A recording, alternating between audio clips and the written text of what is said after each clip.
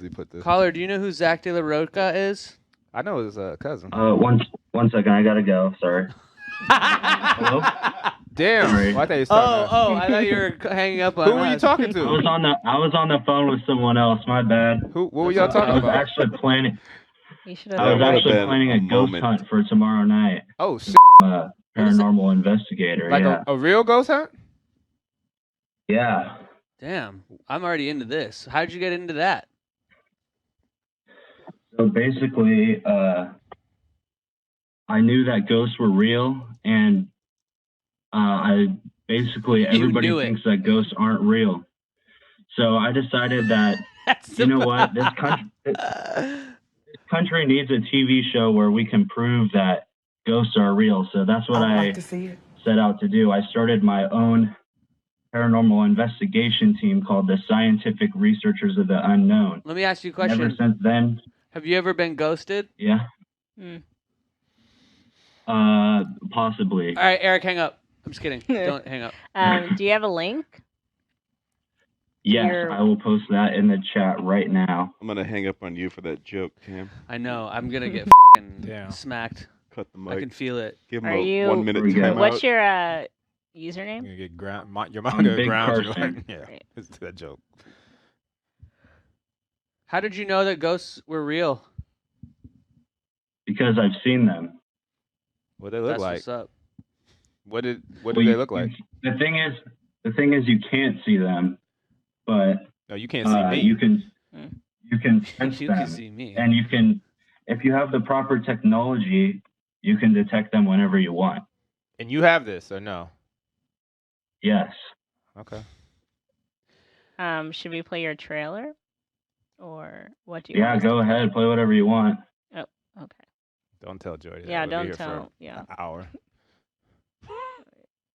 Sacramento for over 1,000 generations. Sacramento, California has been home to more sightings of mysterious phenomena than anywhere else in the world. What the hell was that? Now, a hardcore team of elite paranormal investigators is out to solve these mysteries using advanced scientific research methods. Scientific research, scientific research, scientific research, scientific research, scientific research, scientific research, scientific research, scientific research. Nothing will stand in their way to find the truth. They are the scientific researchers of the unknown.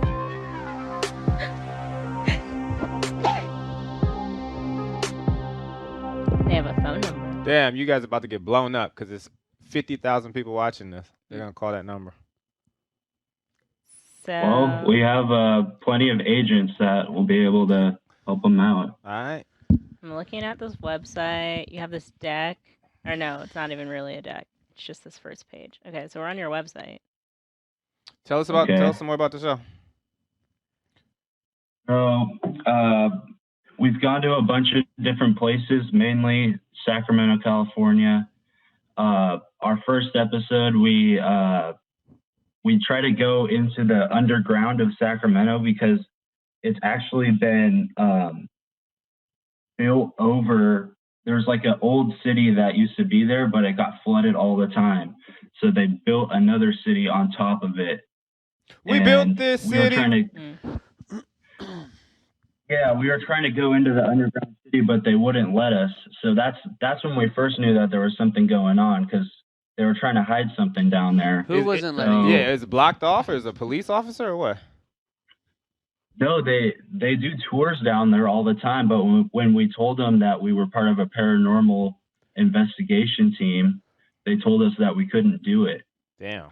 Do you think it's because of the believability of your Fuck Jerry hoodie? I'm sorry? Do you think the Jerry hoodie was like a turnoff to them to believe you that you were a ghost researcher? No, I don't think so. I think it's just they're trying to hide the truth. They don't want the public to know about the ghosts that are hidden underneath the city. But they do tours? Ghost tours, I'm assuming? No, they don't do ghost tours. They're just normal tours. Just like So underground is this a comedy show or is this like, are you doing a bit or is this like dead ass? Man. Oh, this I- is super serious. I've never been more serious about anything in my entire life. I literally can't tell, so that's probably a good thing. I don't know where your episodes go, or if it's just you just figure it out when you're there. Yeah, so your podcast, is that the structure you're thinking the show would be? Well, no, we have a TV show and a podcast. So the TV show is where we go on investigations and we basically film us finding ghosts and stuff. And the podcast, There's a Skrillex is- song called Ghost and Stuff. Or no, who's the Dead Mouse? Were you inspired by Dead Yeah, Mouse but- to pitch this show? but that is a good song. I'll have to give them that. But the podcast is basically where we just interview famous people in the scientific community. Like we interviewed Mark Sargent. He's the creator of the flat Earth theory that everybody is freaking out about. Right. There's a movie about him on Netflix.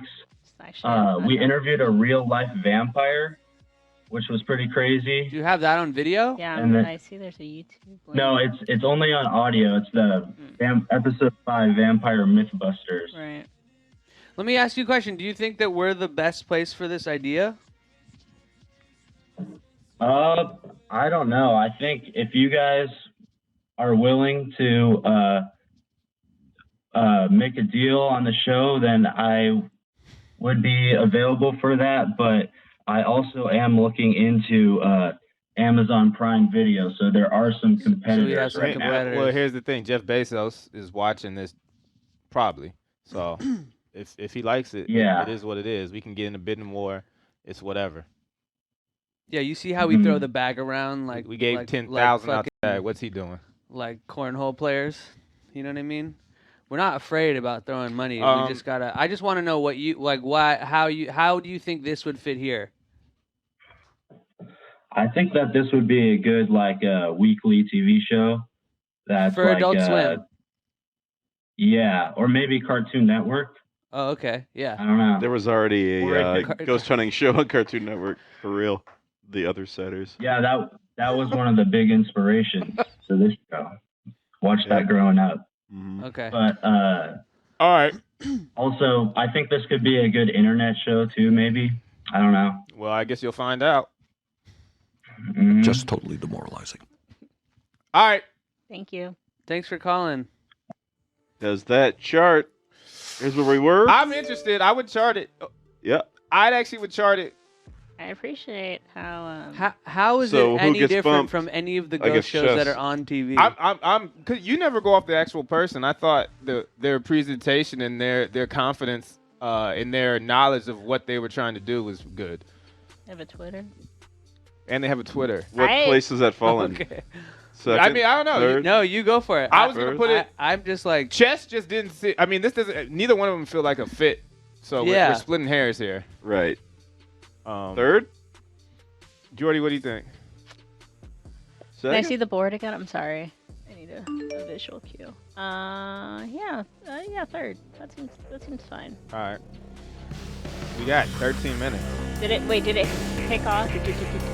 You're Did it listening kick off, Chad? to the scientific Jared, radio Jared, of the unknown. Jared. One of That's the a most big interesting thing. podcasts on the internet. Hello, everybody. Welcome back to another episode of Scientific Radio of the Unknown. Coming to you live. I'm from Sacramento, California, and I have two wonderful guests with me tonight. And they don't need an introduction, but for our newcomers, why don't you guys tell them what you're all about? My name is Scott Martin. I've been doing research on UFOs for about 2 years, Bigfoot for maybe about a year, a little bit of experience with ghosts, but not too much, maybe a few days worth of actual encounters and whatnot, but more on the other sides of paranormal worlds. Hey guys, I'm Brandon Kalick. I am a actor and a researcher and scientific researchers of the unknown, and I am here to gain some expertise from my fellow kinsmen who are experienced with UFOs and the world of the paranormal. And I am also experienced myself in ghost hunting and ghost hunting techniques, as well as some Bigfoot hunting techniques. All right, boys. So, something that I thought that would be important to discuss is unidentified aerial phenomenon, other formerly known as UFO. But there's been a lot of sightings in the past month or two, especially around the Sacramento area.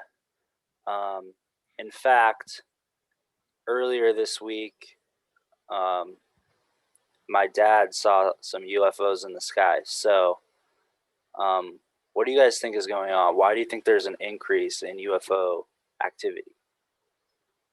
I mean, I think the weird part is that when you mentioned UFO activity, your dog just did a little circle. And a circle is the shape of a UFO, and I just thought that was strange. Right when you mentioned UFO activity, your dog just walk around in a circle. But all jokes aside, I think it's definitely interesting that a capital location being a big hotspot for this kind of activity, as well as in your season 2 or 1, I can't remember which season it was, but I think it was like episode 5 or something. Carson, your crewmate was tripped by a ghost. I think that's definitely important, knowing that history over time consists of a lot of material that not even civilians can get a hold of. And I do think that there might be some sort of connection between history and potentially the UFOs. Like here in Arizona, where I am currently, don't come and try and find me, people, because you won't.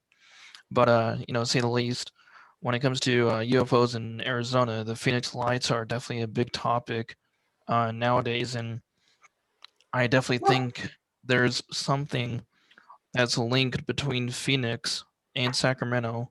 I'm not saying that the two cities are linked, but knowing that there are two big hotspots could lead to a potential of understanding of what they want. Because when it comes down to these beings, that run the show, you got like different kinds of species of aliens too that run the show. There's not just like, oh, there's not one. Like there's ones that disguise into people and such, and there's Bigfoots, and there's all sorts of questions that we have to figure out, and we have to understand who controls them, what do they want, and what's the importance of why our capital city is such a big hotspot. Now, one thing that I've been thinking of a lot is who is behind the UFOs.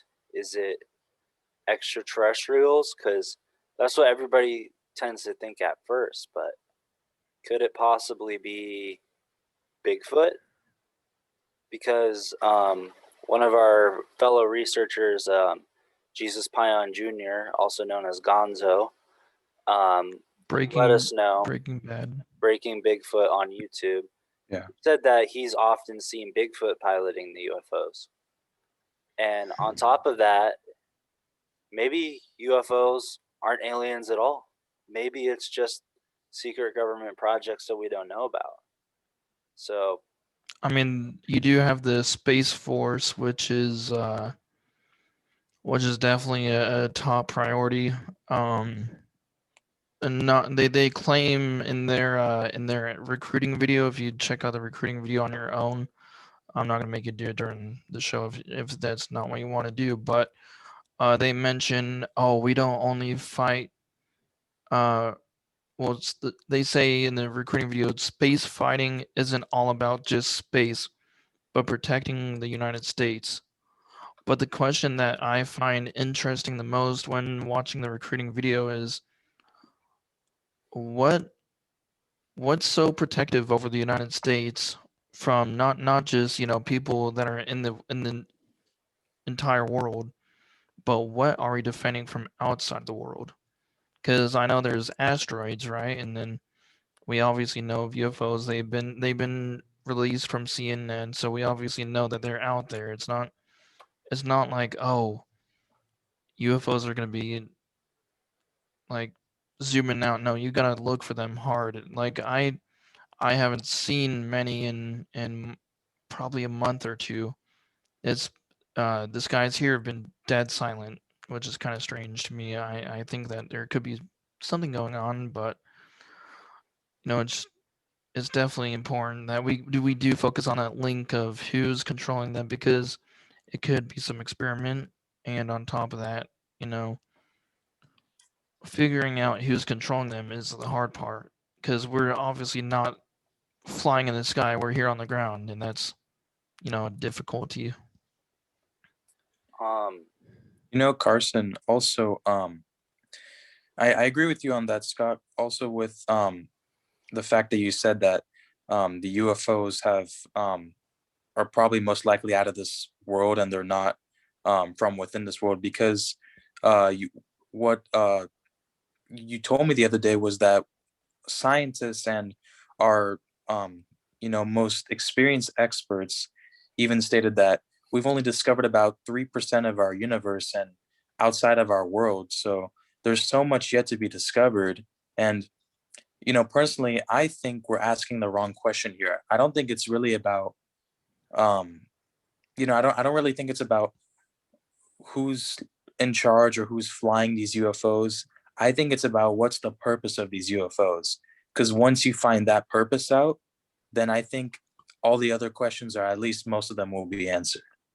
Yeah, and to go off of on what you said, I think one important question that not just us three, uh, people sitting here talking and having this conversation are looking for. I think the truth is we got to figure out where they're coming from, because now I know that some people are going to get a little bit off edge with this, but there's a video game called Elite Dangerous, and it's based off of real life, and how there's multiple galaxies.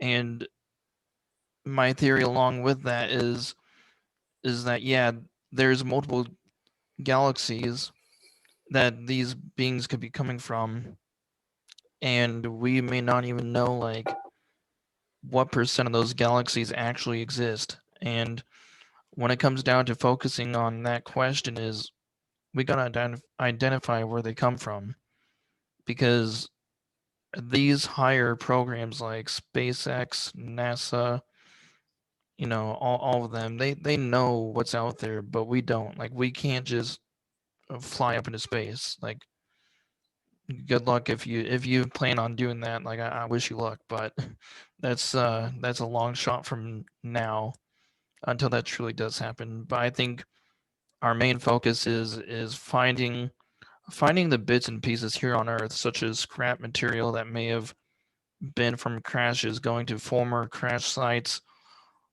and on top of that, gathering up those material, scanning them, checking, individual pieces, cleaning them up, from dust, dirt, and things that may have broken them down.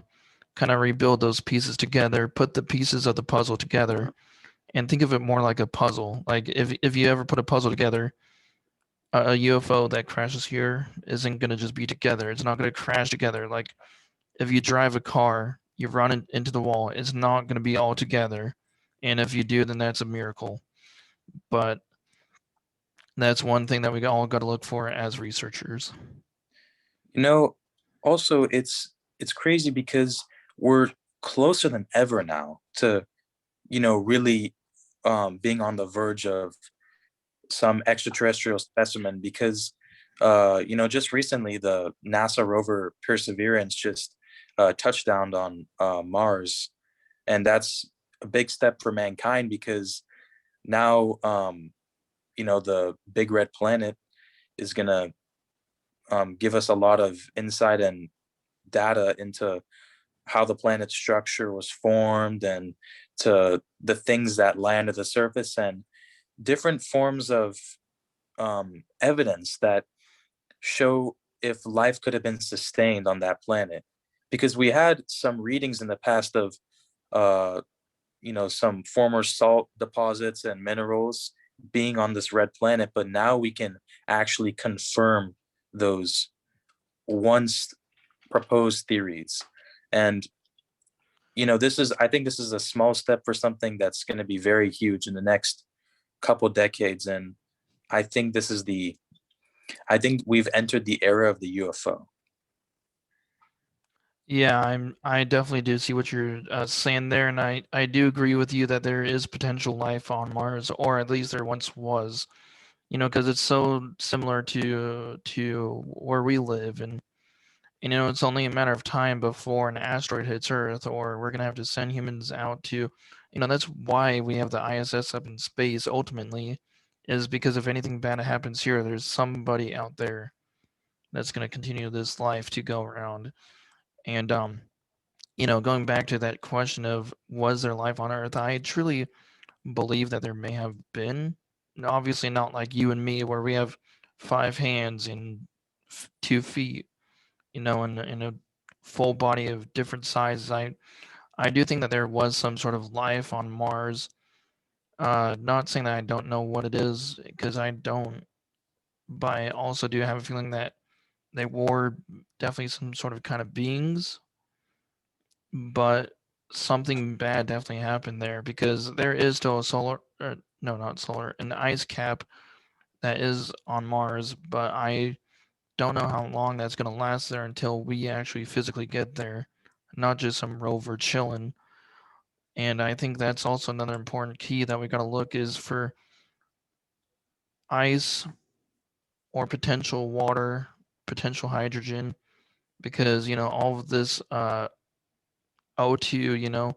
it all adds up. You got to look at the science box of chemical awards and all that stuff. You got to add those together, and you got to figure out what exists on Mars that we have here, and then compare the two, and then we can truly discover if there was life on Earth, or life on Mars, not life on Earth, because we know there's life on Earth.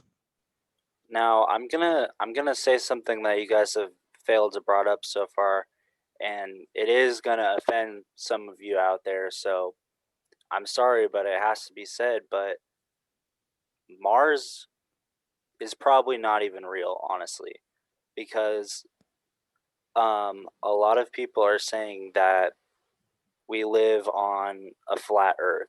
So if the Earth is flat, then are the planets real, or are they just projections? Because if the Earth isn't a planet, then what are the other planets, you know?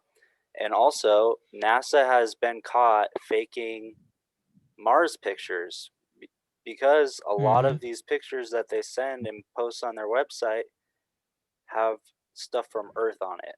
For example, one of them, they were so lazy that they actually had a picture of a squirrel in what was supposed to be the Mars photo. So I'm not saying that that's what's true, but that's definitely part of the puzzle, because how else would there be a squirrel on Mars?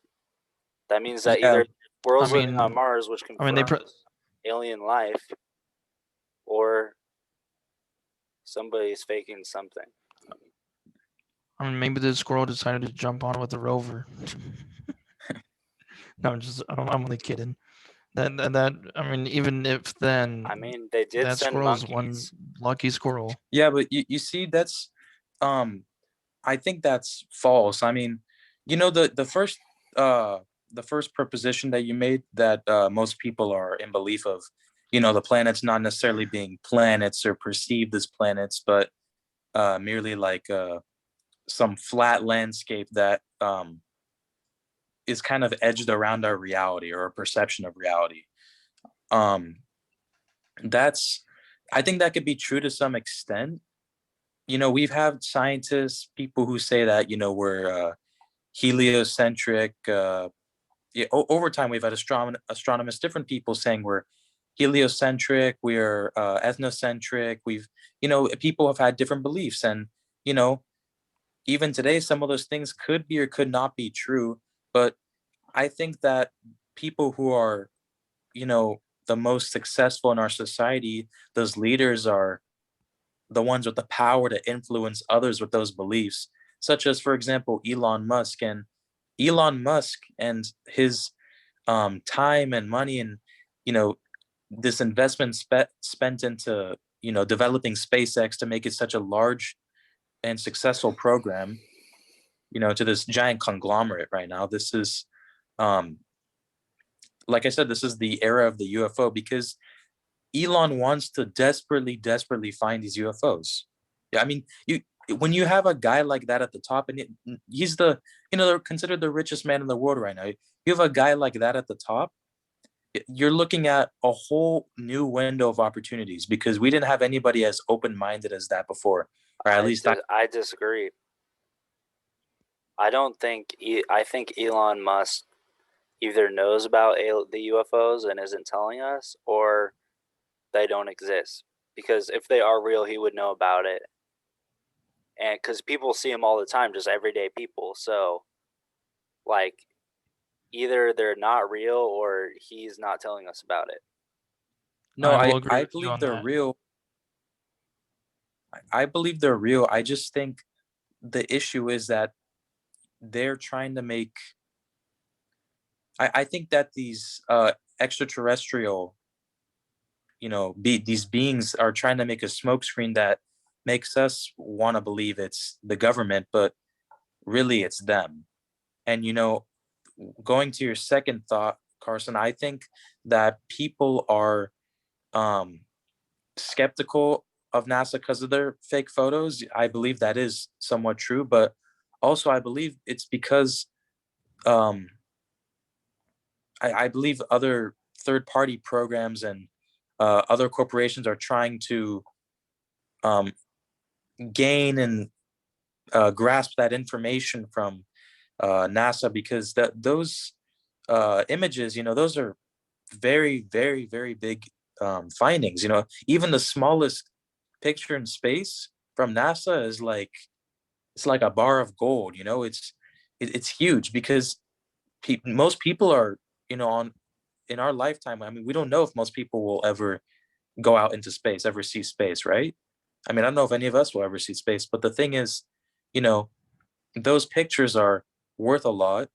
And I think they purposely sent out fake ones because I think they are trying to possibly hide the fact that there's things that people maybe aren't ready to see or that they think that they wouldn't want to see that would probably cause widespread panic and pandemonium everywhere across the entire globe. But I still believe that these things can change, and I don't believe Elon Musk is involved with the this possible conspiracy. We say that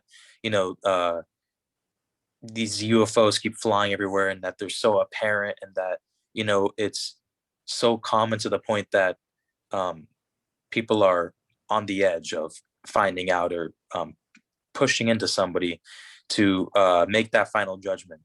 But then again, like I said, it all comes down to how these top of the line individuals, how they influence everybody down the pyramid, because what their beliefs do and the way they make decisions in society is how society will move forward, because most of the people are just suckers for that top individual. Yeah, and I do kind of want to go off of what you were saying earlier about how we might not be ready to see the truth. And it's kind of interesting. I'm going to bring up two topics, and one is my theory is maybe they're pointing. So I look on their live feed on YouTube sometimes, the NASA live feed, and my theory is that maybe they're pointing the camera directly at Earth, and not what's behind them, because maybe there's something extra big out there, and maybe it's something that they don't want us to see.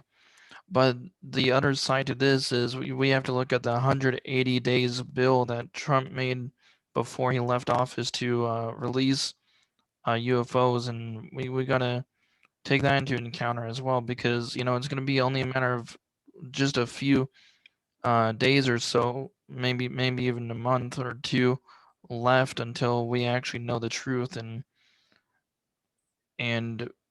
maybe then we can only then explore these new careers like UFOlogy and other things that are actually going to be open to the public. Hopefully, then that way people like you and me and would be able to go out there and do more stuff civilian wise, and not just have this all be hidden military wise. Because I feel like if the public knew about this, it would make, like, yes, at first people would panic. Like we didn't know about the coronavirus at first, and now we're all just chilling. And if you think of it, when we know about these beings or these UFOs, the more that we know about it, it's only a matter of time until 1 million people know about it, until 2 million people know about it, and then you have the whole world knowing about it eventually. And it's only going to be a matter of time until everyone's going to start rioting and start saying like, oh, we got to understand the truth, and then it's going to cause a whole new era of ideas. Basically, what I call is the ideology era, where we gotta come out with the truth, and then that truth will be unveiled soon, hopefully. I definitely agree, Scott. That's a great take on UFOs, because at the end of the day, the average person like you and I just wants to know who's behind uh, these UFOs, and what is the reason for even a UFO to exist? Why not just be something that we can recognize in society? Why hide? What have they got to hide? And I'm just wondering though, because there's so many different types of UFOs that have been seen, or that have been described, the shape, the lights, sounds. But does it could it really all come from the same place, or is it just uh, is it maybe is there some type of uh, pattern, or like the evolution of a UFO? That's also another thing I'm wondering too. Well, I mean, there is the famous movie that we all know, and if you don't know it, I don't know where you've been all this time. But Star Wars is definitely a peak of ideology when it comes to movies, because I've heard rumors. I haven't looked this up myself, and I'm a big Star Wars fan. And I just watched Star Wars last night. But so my theory with that is I think that they took the ideology of UFOs and implemented them into this massive universe, of Jedi's and different kinds of beings, because throughout the movie you see Jabba the Hutt and the sniper girl with the braided hair that looks alien type, and then you see all different kinds of characters, and then you got the humans, and then you got the Jedi's. Mm. And to me, I just think it's super interesting that that rumor that goes around saying that that this theory is based off of the truth, and I think it very could possibly be like, I'm not saying that we have X-wings flying around, because not every day you just look up, oh hey mom, that's an X-wing, but like there could be something similar to potentially the Death, well, not the Death Star, but the destroyers, like the big motherships. And I think that there could definitely be a Star relations, because Destroyer. yeah, Star Destroyer, thank you. And I definitely think it's some sort of relations that maybe George Lucas had with UFOs. Maybe he's seen something before, or maybe the government paid him extra money to say, hey, make this movie that's gonna give people an idea. But it could also be a kind of a trick to get our brains focused on this movie and not real life.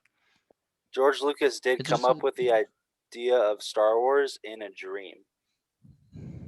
yes. So possibly he could have gotten a vision from another dimension, and that is how he came up with this wonderful movie franchise. That is true.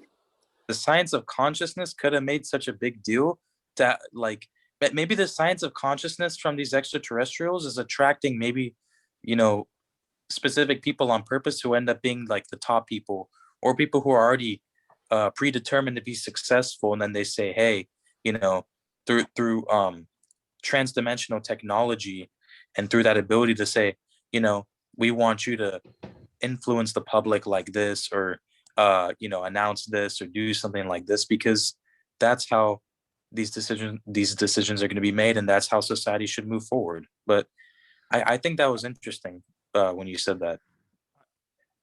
I did hear a theory from one of my buddies that the Chewbacca and the Wookiees and the Ewoks. One of my friends, he told me that Ewoks were quote unquote baby Bigfoots. I mean, obviously not the real Ewoks, but the idea of Ewoks were from baby Bigfoots, and the Wookiees were the bigger Ewoks, because there's the two different kinds. And I mean, I kind of see that resemblance when you look at Bigfoot and you actually see Bigfoot in person, and when you actually see all of these footage and videos of Bigfoot, and you compare it to Chewbacca or the Wookiees, they look so similar, and it's such an easy connection that it's possibly an idea that he wanted people to realize that there's more, or maybe the government did. I don't know who did, but maybe it's an idea that we should be doing more research on space, more research on this, and kind of understanding the truth that there is more out there, and maybe there are lightsabers out there. I'm not saying that there is, but maybe there are. I have one question for both of you, and I'll tell you if your answer is right or wrong, but what is the best Star Wars movie? Revenge of the Sith. I'm gonna say Return of the Jedi. Okay, those are actually both good ones, so you're both right.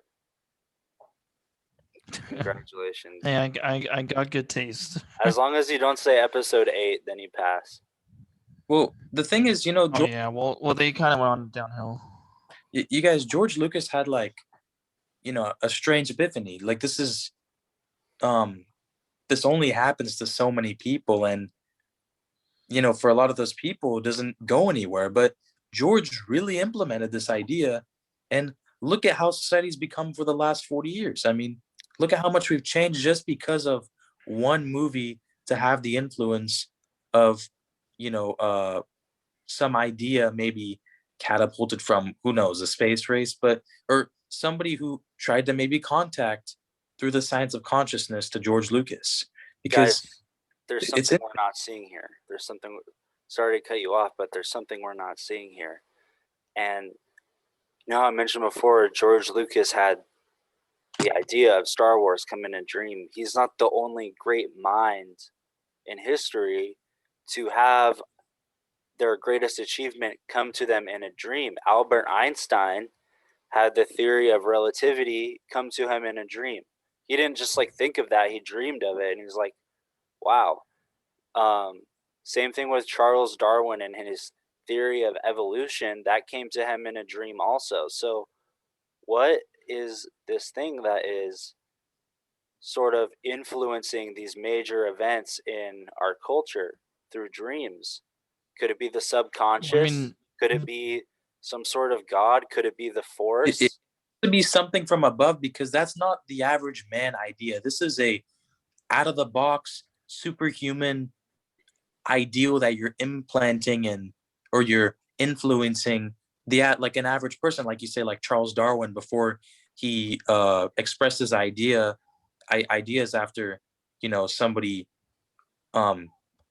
perhaps contacted him, or he was influenced in some way. But that idea soon spread to everybody, and now today it's still part of our culture, even after a few hundred years. Or even the philosophers of ancient Greece. We have Aristotle or Socrates or Plato. Those guys, they're theories are those are the most fundamental things. I mean, those fundamental ideas, those big everlasting ideas, I think there's still more out there to be discovered, or at least fundamental. We don't think of them as being fundamental now, but maybe in a 500, 1,000 years, oh man, it's going to be extremely fundamental.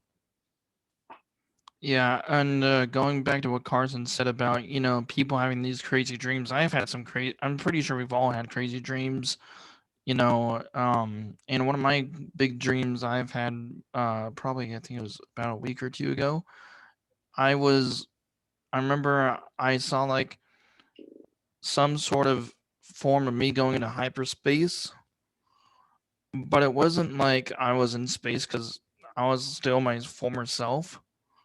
But then it took me to this futuristic location, but what I realized in the dream was that it was the future of Earth, and now I'm not saying that it could be the truth, but from what I saw when I quote unquote went to the future, well, not really, but in my dream, when I went to the future in my dream, A because possible I future. obviously wasn't in the future. Yes, a possible future. It was just so weird that there was these floating cities and these flying cars, all these crazy things that I saw that you wouldn't even think would exist to this day, because it doesn't exist to this day, but it soon might, and that these ideas of floating cities could possibly happen. But I just think it's crazy that eventually we might get to that point where we will know a little bit more about these special crafts that might be able to help humanity grow our society and how we live and how we drive, how we get to work, how we get to school, how we do this and that. And I just think that it's over and all like a really interesting idea. And I think it's definitely awesome as well at the same time that we're exploring these new locations. I mean, heck, like Brandon reflected back on my message to him on how, only 3% of the galaxy was actually discovered. And I think Carson, from your podcast of the ocean city, I forgot what it's called, the Atlantic or whatever. How I think your mic's muted. The lost city of Atlantis. Yeah, and how only 1% of the ocean or something like that you said was discovered. I think that there's so much in this world that and not even in this world, in the universe too, that we all gotta put the pieces together and build it up slowly, because heck, we don't even know what's in our own world. And I want to mention back to this dreamlike state where we receive all these answers and these visions of the future, of the past, and even some greater insight into the present. When I've talked to the leading experts on UFOs and alien communication, they've always said that if you want to make contact with the UFO, you have to enter this dreamlike state. And then through methods of deep meditation, you can contact aliens from other planets. And I don't want to spoil too much, but in SORA 2 Season 2, which we're currently working on, we try out this method and we get some interesting results, which we're not going to talk about right now because we want you to watch the show. But hey, it gives them a little insight on what to keep an eye out for in the next season. Right, but I want to bring this back to dreams and the unknown, how there is a direct connection, because if you have to go through dreams to see aliens, and George Lucas thought of Star Wars through a dream, then maybe Star Wars really is reality. And maybe maybe it's hidden from us, because Right. we got let's say clouds start to appear outside, like let's say that there's clouds, right? They could just say, hey, clouds, because there's gonna be spaceships flying, and then all of a sudden maybe clouds are controlled. I'm not saying that they are, but yeah, I mean, potentially? The effect of climate change recently has been skyrocketing, and it's been a more and more pressing issue. Could it be the effect of UFOs or their presence? I mean, there's a lot that could surround this issue. And then, I don't want to get really into politics here, but you even have government officials like Ted Cruz, who's a senator from Texas, who was trying to go down to Mexico during these storms. And I mean, it's like it just makes him seem more. It makes the government as a whole, as he represents the government, it makes them seem more guilty, at least, or somewhat suspicious, because these are pressing issues, and this is a strange time, especially in the midst of a pandemic and with everything going on. So why were those specific choices made, and why were they Well, if I may ask this question to both of you, and maybe to our audience too, they can probably comment down if they are listening to this or watching. What is it about Area 51 that's so secretive? That's one primary question. 2, why are these objects being hidden? And 3, why is it such a big idea that Star Wars could really exist into our universe, and we might not even know it? I'm not saying Star Wars as in the movie, because we know the movie exists, but the idea of Star Wars existing in our universe. And if that truly exists, how can we explore it? Those are the 3 big questions that I have for all of you, and for those in the audience as well. All right, guys. So to wrap up this episode, I set up a fun game for you guys. It's going to be a competition between Scott and Brandon. Now, I'm just announcing this now so that they had no idea about this. But what we're going to do is we're going to do a UFO trivia game. So I'm going to ask a question. Oh, and boy. The first person to put up the raise hand emoji in Zoom. Do you guys know how to do that? Reaction, and then I believe so. So the first person to put up raise hand. Did I just do it? I just did it. You just did clap, but that counts too. Wait. It'll just be whatever emoji. Raising. Clap. Yeah. So lower hand. Yeah. If you put up your hands, then you get to answer the question first. But if you get it wrong, then your opponent gets a chance, and then you just take turns until the first person gets it right. But wait, do we raise it after you end the question? Or you can do it while I'm giving you the question, but then I stop with the question, so you might not get the entire question. And then you deem who raised it first or clapped. So we're gonna start with question 1. I'm gonna be keeping score too, and I'll let you know the score at the very end. There are 10 questions. Are you ready? Okay. Question 1. Where is Area 51 located? Scott got it first. Scott. It's located in Nevada. Correct. And it's Scott gets 1 like 20 to 50 miles off of the Las Vegas city. Correct. So Scott with 1. Oh, shoot, I need to lower my hand. There you go. Question 2. During World War II, pilots began reporting odd balls of light or shiny metallic spheres that could fly in circles around their planes. What were these UFOs called? Oh, I didn't actually see you. Brandon, you can go first. I'm gonna if you want. Okay, Brandon, yeah. So these shiny balls behind, going around these World War II planes, I think they were called. I think they were called U-planes, because they called submarines U-boats. So I just feel like they would call these U-planes. I mean, this is a little bit newer than like the submarines, but that's just my guess. I don't know. The answer is no. So Scott, now it's your turn. All right. I'll repeat the question. During World War II, by the way, you guys can't be looking stuff up, okay? During World War II, I'm just chilling. U.S. pilots began reporting odd balls of light or shiny metallic spheres that could fly circles around their planes. What were these UFOs called?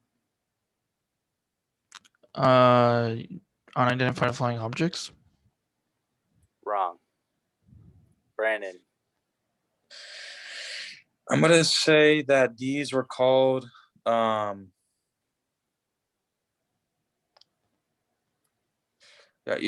wait, can you repeat that last part of the question? Shiny. During World War II, U.S. pilots began reporting odd balls of light or shiny metallic spheres that could fly circles around their planes. What were these UFOs called?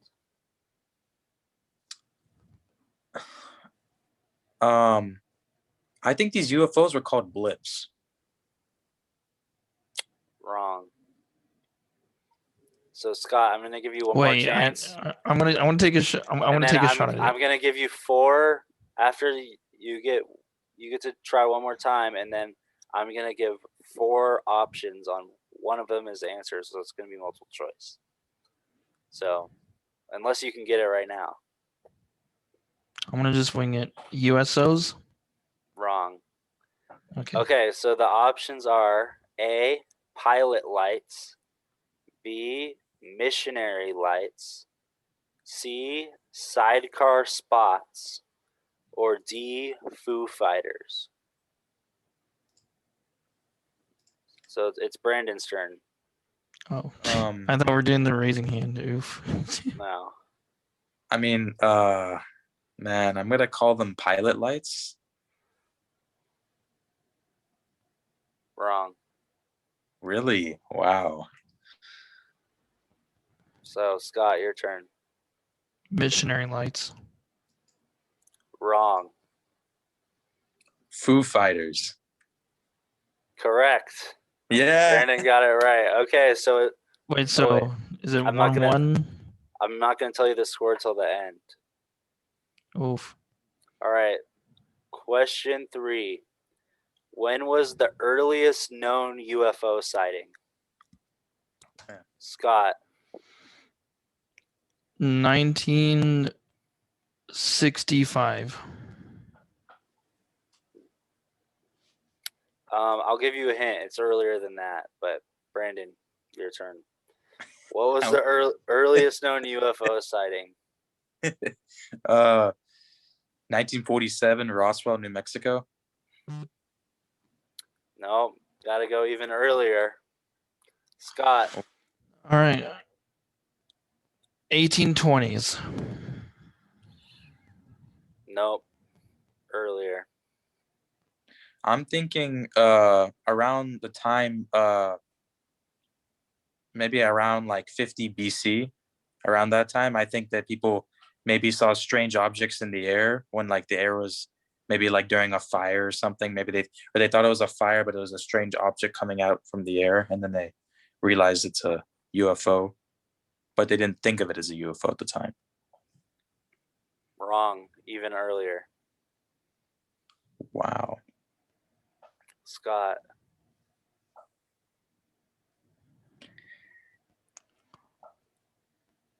I'm gonna guess.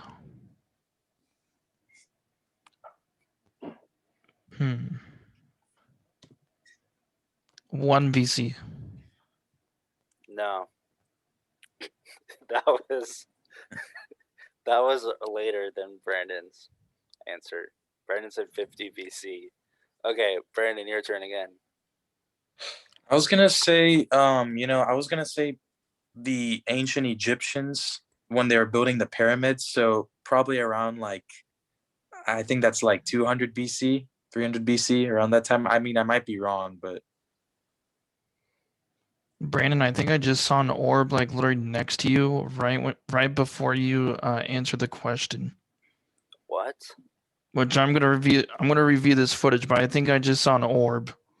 That is weird. Unless it was next to me, but I think I saw it on your end. I mean, I can't both of you guys. I don't think it was next to you. I think that it was probably next to me. That's really weird. I mean, and yeah, I just saw something. I was like, yeah, too. I mean, that's crazy. Yeah. That's, but anyways, moving forward. Well, Brandon got it right. So, the first known UFO sighting was described in the Old Testament book of Ezekiel, which was written at around 500 BC, and it came out at 100 BC. So Brandon was close enough. So, okay. Question 4. Around the time of the solar eclipse of July 11th, 1991, what city experienced a wave of UFO sightings? Scott. Peru. Wrong. Atlanta. Nope. That was a smart one, though. I will give you that. That was smart. Wait, is it me next? I'm guessing. Yeah. Los Angeles. No. Can I ask one thing? Is it an international or domestic city? International. That's a good question. Oof. Okay, I'm gonna take a shot at this. Rome. No. I'm gonna go. I'm gonna say Melbourne. Wrong. Okay, I'm gonna give you guys a hint. It's a city in Mexico. Scott? Oh, Roswell? No. Wait. Wait a minute. Wait. Cancun, maybe? Or around the Tulum area? Wrong. A city. I don't know Mexico too well, bro. A city Cabos? Yeah, Scott's Cabos? No. It's a city in Mexico. I don't think I could give a better hint. Guadalajara. No. The city's I don't know any name other cities is in Mexico, and it starts with the word Mexico. New Mexico? Wrong. Mexico City? Correct. Brandon got it. Oh, man. Oof. Mexico City, out of all places, like the most centered place, especially when the meteor crater that is supposedly killed the dinosaurs is in the, on the Yucatan Peninsula. It's close to Cancun, which is really odd to me. I mean, I would think that they would be around Cancun, but wow. Interesting. Okay. So question 5. What was the name of the U.S. Air Force's 22nd year investigation into the existence of UFOs? Oh, man. Brandon. The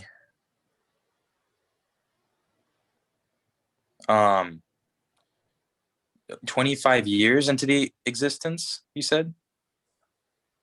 22-year investigation into the existence of UFOs done by the U.S. Air Force. Done by the U.S. Air Force. Operation.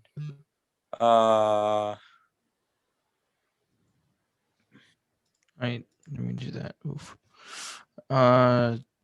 Operation Blackport or Black. Yeah, no, I was gonna. No. Never. Yeah, I didn't think that was right. It's Scott, what's your answer?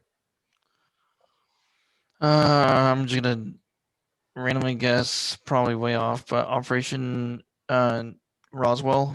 No. Okay, so the name starts with Project. It's Project something. Oh wait, I have an idea now. Project Blue Book. Brandon, it's your turn. What's the answer? What do you think the answer is? Project Atlas. Wrong. Scott, what's your answer? Project Blue Book. Correct. Scott won. Okay. Brandon, you should have said what I said. Okay, so we're halfway through. So now the rules are going to change a little bit because we only have 5 more questions. So now I'm going to let you use your research skills to find the answer. But once you raise your hand to answer, if you get it wrong, then your opponent gets the point. It's still whoever raises their hand first gets to answer, but if you raise your hand and you get it wrong, your opponent gets the point. Got it? So it's our reliance on research. What you're saying. This is a test of how good you are at researching the unknown. All right. And decent. What is the name of the rancher who many ufologists believe discovered the wreckage of a UFO in July 1947 on his land in Roswell, New Mexico?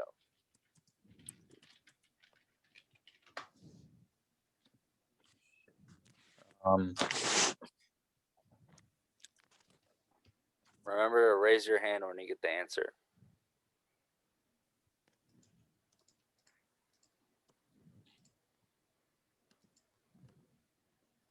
Scott. His name was Friedman. Friedman. I don't know how to pronounce it, but it's Friedman. Wrong. Friedman's Investigation. Wrong. Oof. The point goes to Brandon. His name was Mac Brazel. Oh, it's William Brazel, I thought, because it says. Oh, okay, never mind. As long as it's Brazel, I guess. Maybe it's William Mac. William Blancard was the officer who he reported to, who responded to the report, but it was Mac Brazel who found it on his land in Roswell, New Mexico. Okay. Question 7. What U.S. president once reported seeing a UFO?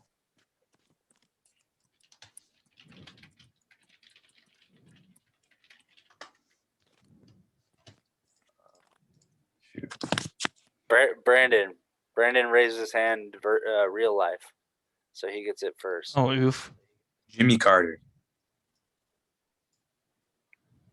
Correct. Brandon got it. Speaking of Jimmy Carter, he's still alive. He's 96. The man has seen a lot during his time, and who knows, maybe he might be hiding a lot. Okay. Question number 8. And hey, same with Bob Lazar. It's true. What organization was founded on May 31st, 1969 to investigate UFO phenomena?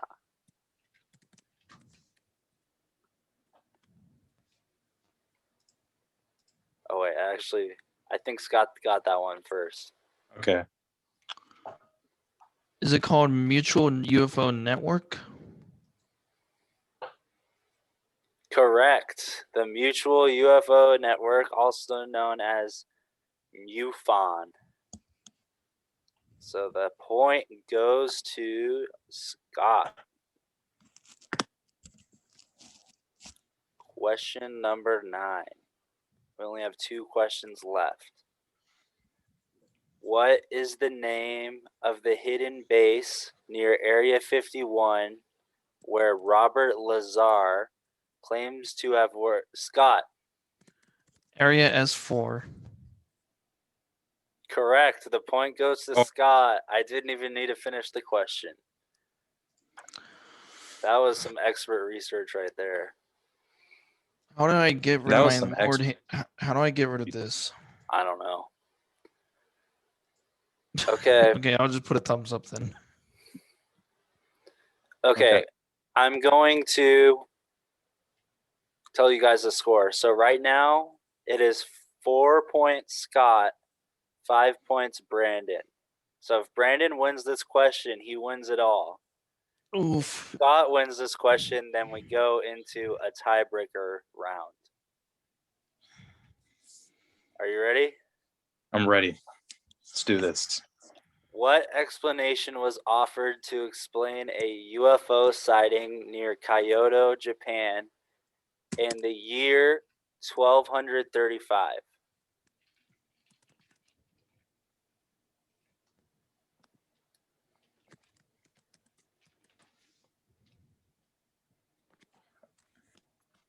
Brandon.